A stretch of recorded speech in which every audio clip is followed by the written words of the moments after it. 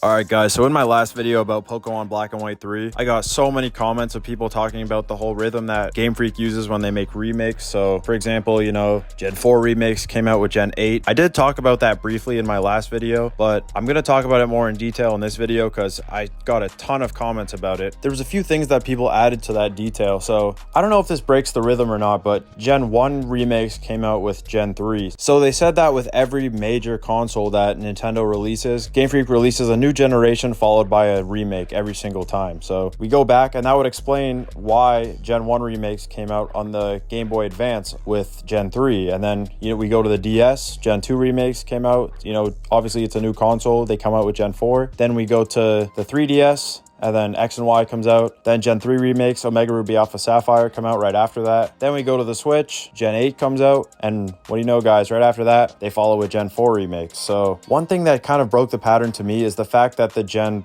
4 remakes weren't kind of the same style as Sword and Shield was, because if you guys look back, like, the games kind of have the same style, like with the way that they look. If you compare screenshots of X and Y and Omega Ruby and Alpha Sapphire, you notice, a lot of the models are the same, the characters look the same. And even with Heart Gold, Soul Silver, and Diamond and Pearl, you can actually battle people online between those two games, and a lot of the sprites are the same and a lot of the gameplay looks the same. What people are saying, and I think this almost confirms, that Gen 5 remakes will come out on the Switch 2, which according to the leaks that we got recently, it seems like the Switch 2 is going to be announced next year. So yeah guys, that means that Gen 5 remakes are probably just around the corner. So once Gen 10 comes out on the Switch 2, then we're going to get Gen 5 remakes right after that. So maybe they won't be that soon, but I think we could expect Gen 5 remakes probably within like the next 3-4 years. So I just want to talk about that because so many people were talking about that in my last video, and maybe I said it too late in the video in my last one, or maybe I didn't get into enough detail about it. But if the Black Bolt and White Flare trademarks are not a sign that Gen 5 remakes are coming really soon, then we can definitely 100% expect them on the Switch too. Maybe 99% if you guys just want to say, oh, maybe there's a 1%